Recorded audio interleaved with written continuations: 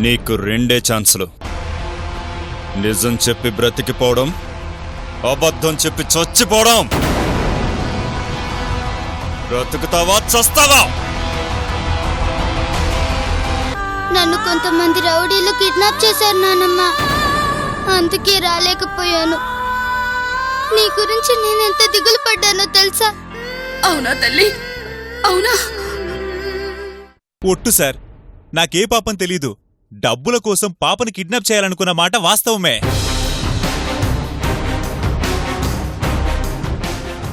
అందుకే ఆ రోజు స్కూల్ దగ్గర కాపు కాశాను.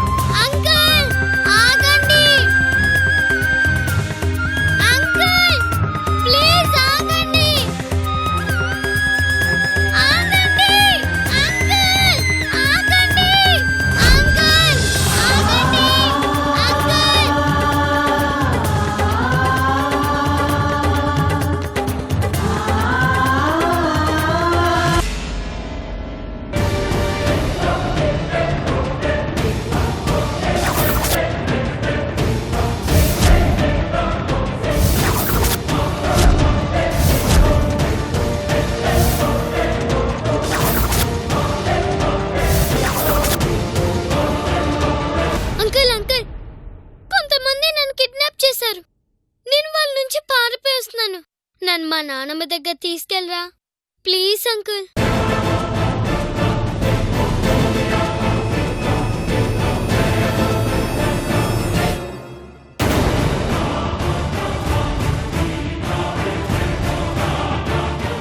అదిగో వాళ్ళే.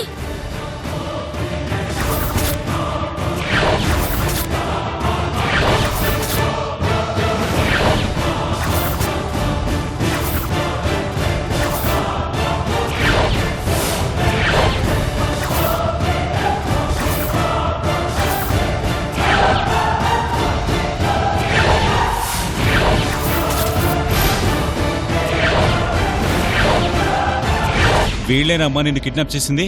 అవును అంకుల్.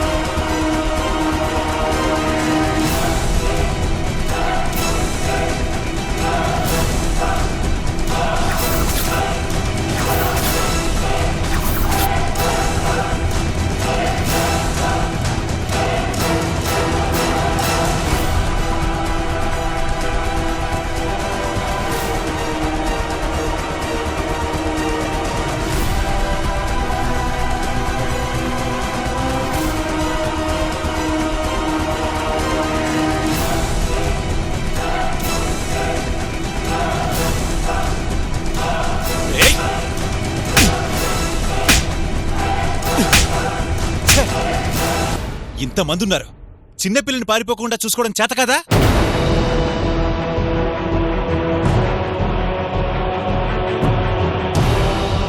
ఈ పాప పారిపోతే సార్కి నేను ఏం సమాధానం చెప్పాలనుకున్నారా? మీ వల్ల అనవసరంగా నేను ఇరుక్కునేలా ఉన్నాను. ఇప్పటికైనా జాగ్రత్తగా ఉండండి.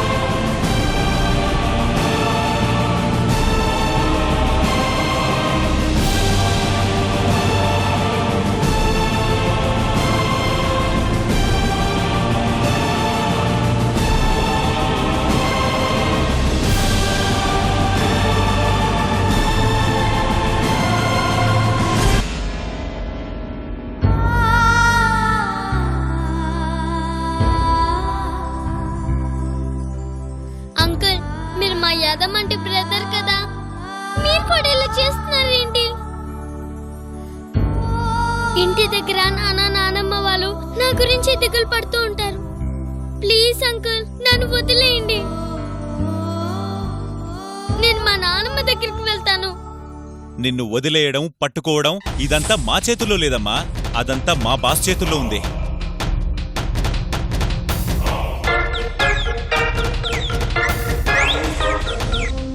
హలో, చెప్పరా.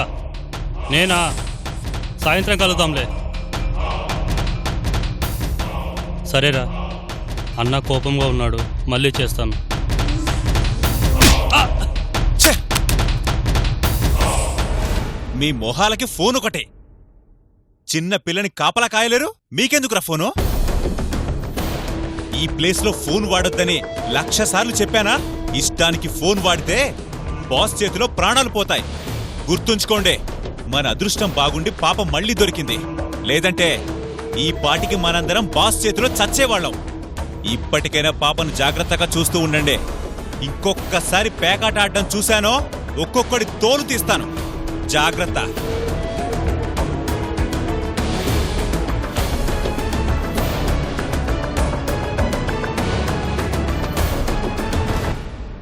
రేయ్, పగిలిపోయిన ఫోన్ ఏం వాడతావులే గాని కొత్తది కొనుక్కుంది కాని పదా.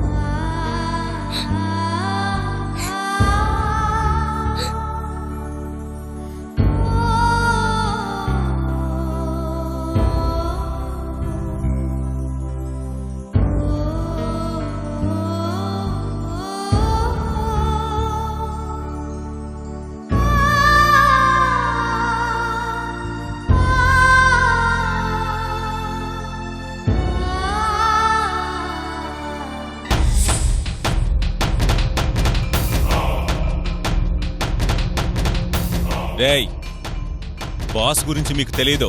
ఒళ్ళు దగ్గర పెట్టుకుని కాపలా కాయండి. మళ్ళీ ఇది గాని రిపీట్ అయిందనుకో, బాస్ మనందరినీ కలిపి చంపేస్తాడు. జాగ్రత్త.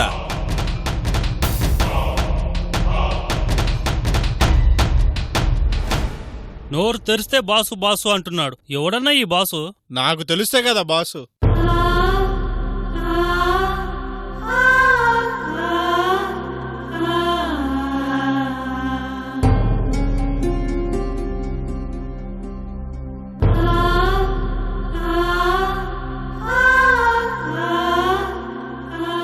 ఈ పరిస్థితి రాకూడదనే ఇంతకాలం కష్టపడ్డాను. అమ్మకు అబద్ధం చెప్పింది. నీకు నిజం తెలిసినా నిన్ను కన్విన్స్ చేసింది. ఆ సత్య ఎంత వెంబటపడ్డా సావిత్రిని ఇవ్వంది. అంతా చేసింది ఈ పరిస్థితి రాకూడదనే. ఏదైతే జరగకూడదని ఇంతకాలం అనుకున్నానో అదే జరుగుతుందేమో. సావిత్రి నమ్మక దూరం చేశాను. అమ్మే ఇప్పుడు నాకు శాశ్వతంగా దూరం అవుతుందేమో అని భయంగా ఉంది.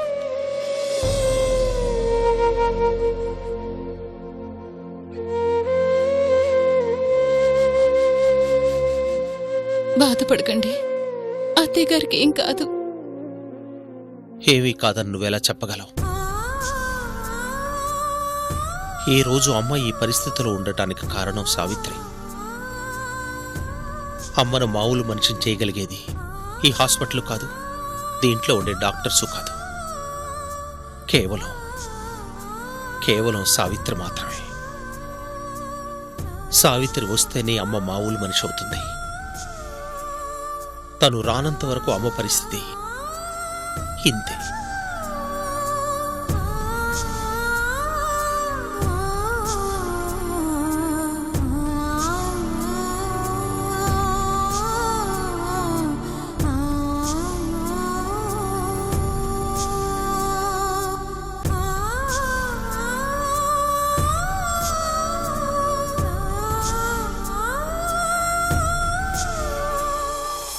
ఎలా ఉంది డాక్టర్?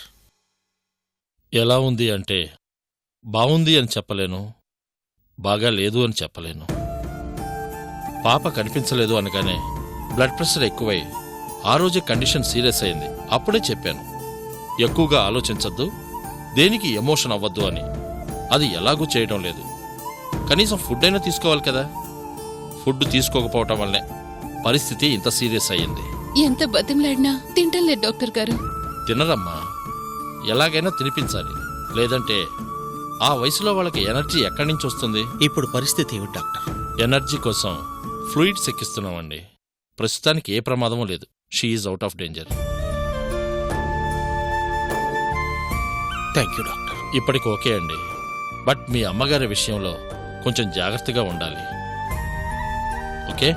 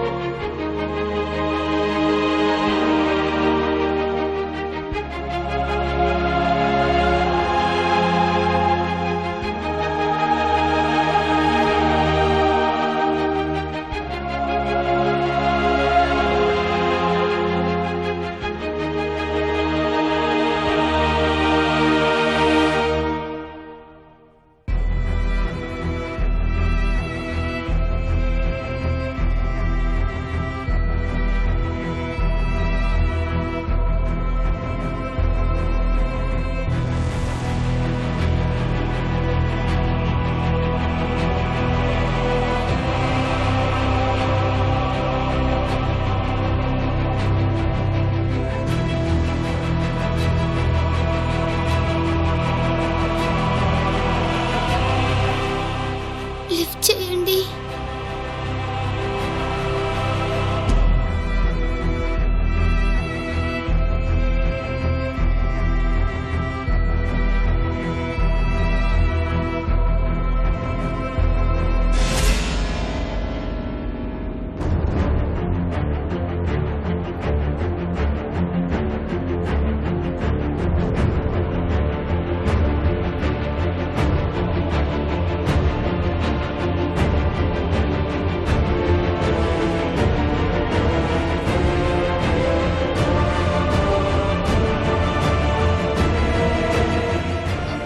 లిఫ్ట్ చేయి నాన్న.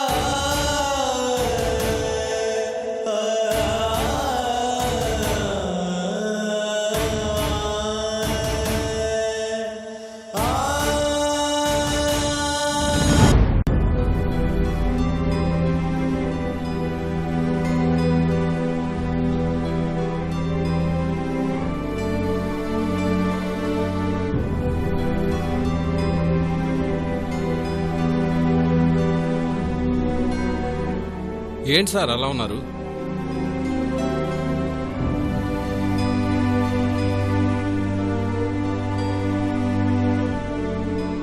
చిన్న కేస్, చాలా చిన్న కేస్,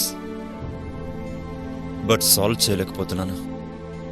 అనుభవం ఉంది, అధికారం ఉంది, బట్ నో యూస్. ఈ చిన్న కేసుని నేను సాల్వ్ చేయలేనప్పుడు ఇంత పెద్ద పోస్టులో నేను ఉండడం కరెక్ట్ కాదు. అలా అంటారేంటి సార్? ఈ కేసుకి మీ జాబ్కి సంబంధం ఏముంది సార్? ఈ జాబ్ ఇచ్చిందే అలాంటి కేసుని సాల్వ్ చేయడానికి. సంబంధం లేకుండా ఎలా ఉంటుంది? లేదు రాజు, చేతకాని నాలాంటి వాడు ఈ కేసుని డీల్ చేయటం కంటే నా ప్లేస్లో మరొకడొస్తే సాల్వ్ చేస్తాడేమో. సార్ మిమ్మల్ని మీరు తక్కువ చేసుకోకండి సార్. వాస్తవాలను ఒప్పుకోవాలి కదా. ఎన్ని సంవత్సరాలు సర్వీస్లో ఉన్నాము అన్నది రికార్డ్ కాదు, ఎన్ని కేసులు సాల్వ్ చేశాం, ఎంత హానెస్ట్గా ఉన్నామన్నదే రికార్డు.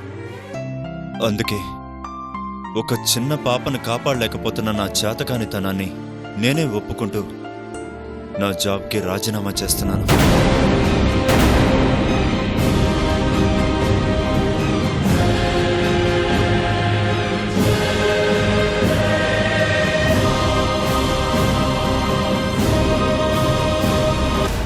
సార్ వద్దు సార్, మీరు అలాంటి డిసిషన్ తీసుకోవద్దు సార్. డిపార్ట్మెంట్లో మీలాంటి ఆఫీసర్సే సార్ మాకు ఆదర్శం. మీలాంటి వాళ్ళు వెళ్ళిపోతే అవినీతి పరులని ఆదర్శంగా తీసుకుని మేము అవినీతి పరులమైపోతాం. చెడ్డవాళ్ళని శిక్షించే స్థానంలో ఉండి శిక్షించలేకపోతే వాళ్ళు చెడ్డవాళ్ళే. అందుకే నేను ఈ జాబ్లో ఉండడం కరెక్ట్ కానే కాదు. నా రిజైన్ లెటర్ని ప్రిపేర్ చేయండి. సార్ వద్దు సార్, మా మాట వినండి సార్. నా చేతకానితనానికి చివరికి నా టీం కూడా నా మాట వినలేదు అనే బాధని నాకు సెండ్ ఆఫ్ గిఫ్ట్గా ఇవ్వాలనుకుంటున్నారా?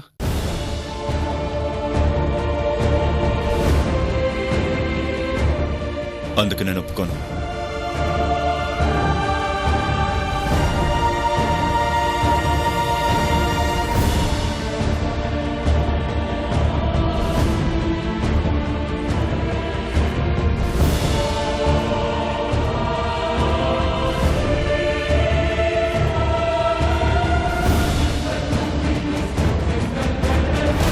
హలో, కాల్ ట్రేస్ అయిందా? కాలు ఓల్డ్ సిటీ నుంచి వచ్చింది సార్. ఓల్డ్ సిటీయా? ఓల్డ్ సిటీలో ఎక్కడ? ఎగ్జాక్ట్ ప్లేస్ చెప్పండి.